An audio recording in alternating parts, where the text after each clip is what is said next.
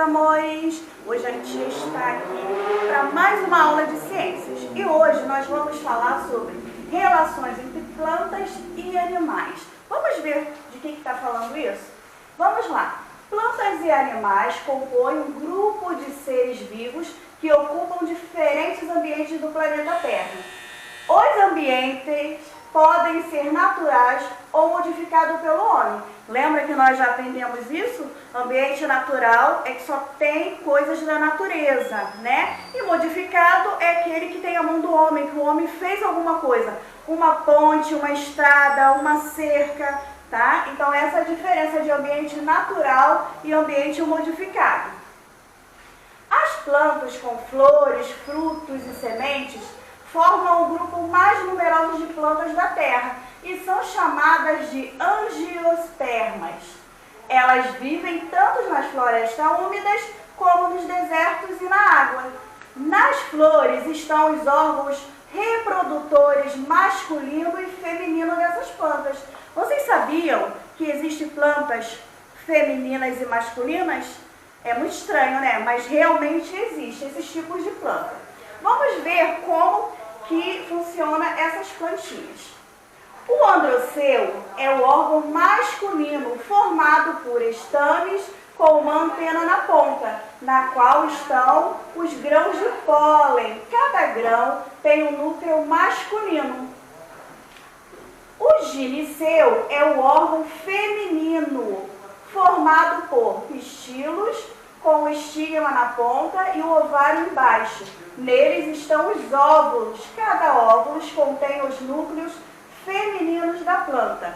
A tia colocou uma figura aqui de uma planta contendo os órgãos masculinos e femininos. Vamos lá. Aqui no meio, ó, da plantinha, nós temos o óvulo. Aqui atrás do óvulo, nós temos o ovário. Aqui, ó, essa haste grande aqui é pistilo. A pontinha dessa haste é estigma. Tem aqui uma anteninha e aqui, esse fiozinho que segura a anteninha, o nome é estame. Todos eles aqui, ó, formam os órgãos feminino e masculino das plantas. A maioria das flores, né, elas têm cores vistosas e produz um líquido adocicado, o néctar, que atrai borboletas, abelhas, morcegos. E ao ir de flor em flor para sugar o néctar, esses animais transportam grãos de pólen. Esse transporte de pólen é chamado de polinização. Não tem aquele docinho que fica na florzinha? Então, esse docinho que fica na florzinha é chamado de pólen, ok? Vamos lá então. A grama, o trigo, a cevada, o centeio e a aveia, por exemplo, têm flores pouco atraentes, né, para os insetos e não produzem néctar, né? Elas são com cores opacas, né? O que a tia acabou de dizer agora, aquelas flores que têm cores mais chamativas, né? Elas são mais atraentes para o inseto. E apesar disso, ela também tem o pólen, que é aquele docinho que a tia falou que tem em cada planta. Então, ela atrai um monte de bichinhos para essas plantas, né? Então, o que acontece? Os grãos de pólen, quando caem no estigma das flores da sua espécie, ó, os grãos de pólen caem aqui, ó, no estigma. Formam tubos que chegam até o ovário. Ó, chega aqui cai nessa pontinha e vai descendo até chegar no ovário. Forma um tubo que chega até o ovário. Então ocorre a fecundação. Cada núcleo masculino de um grão de pólen se une ao núcleo feminino de um óvulo. Dessa união forma-se a semente. Ó, chegando aqui, né, na pontinha da haste, ele desce até o ovário e é aqui que é formada a sementezinha. O ovário geralmente se transforma em um fruto. Os frutos amadurecem e as sementes que caem em solo úmido germinam, né? O que germinam? Elas crescem, elas brotam, né? e formam uma nova planta. Aves, morcego e outros animais comem os frutos e as sementes são eliminadas nas fezes desses animais e podem vir a germinar de novo. Por quê? Eles comeram, né? Ao defecar, saiu as fezezinhas e aquela sementinha não foi digerida. Então, o que pode acontecer? Quando cai na terra, ela germina novamente.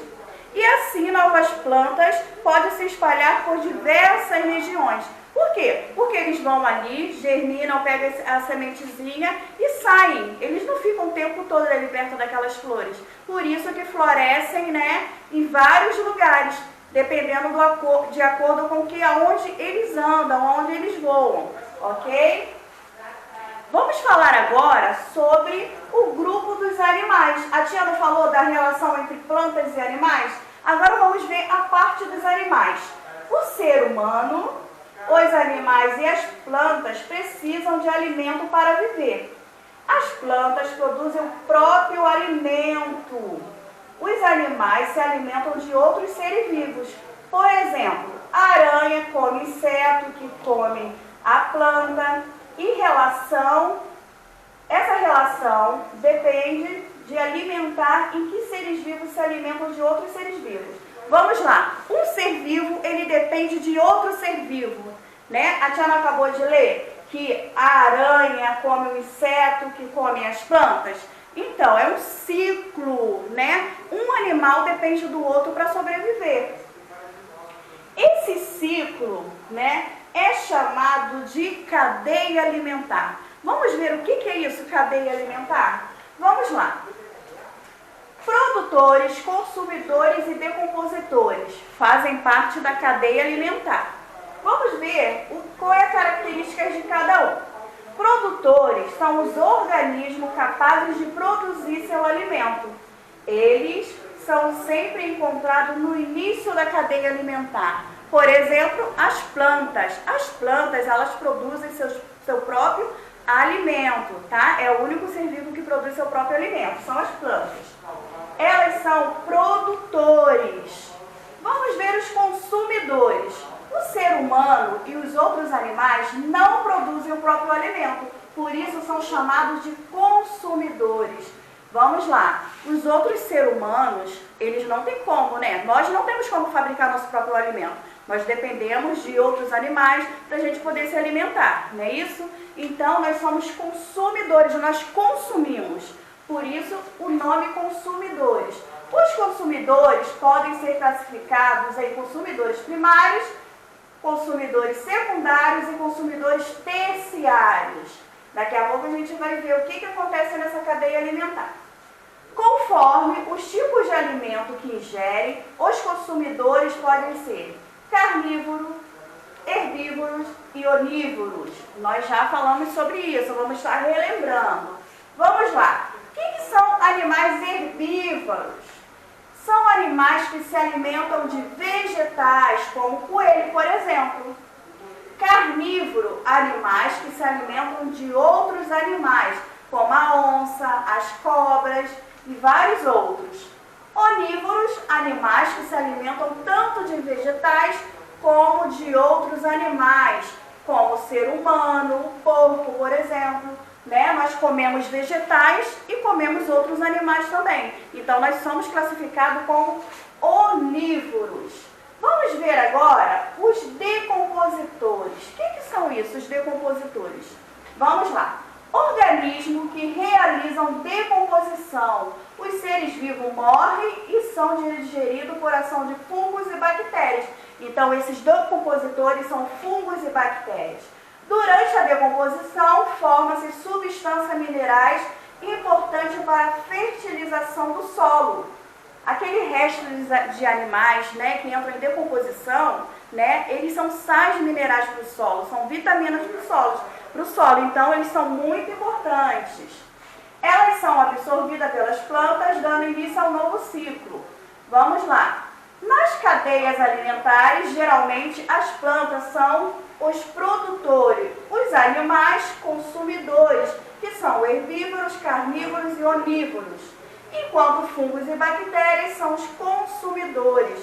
especiais que decompõem os restos das plantas e dos animais. Agora vamos ver como que tudo isso funciona na cadeia alimentar.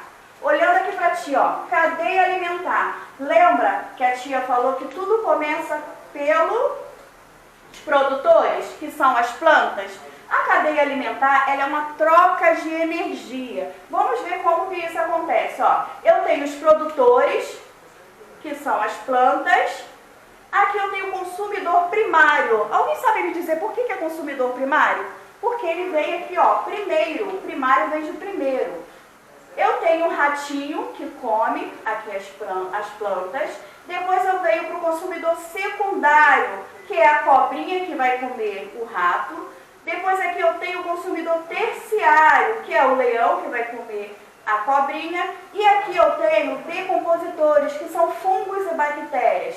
Todos esses animais aqui vão morrer, vão entrar em decomposição pelos fungos e bactérias, que vão o quê? Trazer sais minerais para as plantinhas e vai começar um novo ciclo, ok? A cadeia alimentar é esse ciclo, onde um depende da energia do outro. Por quê? Um depende do outro para se alimentar. Então vai fazendo o quê? Uma troca de energia. Quando você se alimenta, você tem o quê? Você tem energia, não é isso? A pessoa que não se alimenta fica o quê? Fica fraca e acaba morrendo, né? Mas quando a gente se alimenta, acontece essa troca de energia. Então é isso que acontece na cadeia alimentar, tá? Então fazem parte da cadeia alimentar os produtores, consumidor primário, consumidor secundário, consumidor terciário. Pode acontecer de ter mais consumidores, tá? Aqui a tia colocou só esses exemplos. E os decompositores, que são os fungos e as bactérias, ok? Essa foi a nossa aulinha de ciências hoje. A tia está muito feliz que vocês estão conseguindo fazer as atividades. Isso, continue assistindo os vídeos, se esforçando, ok? E a tia continua morrendo de saudade de vocês. Beijão!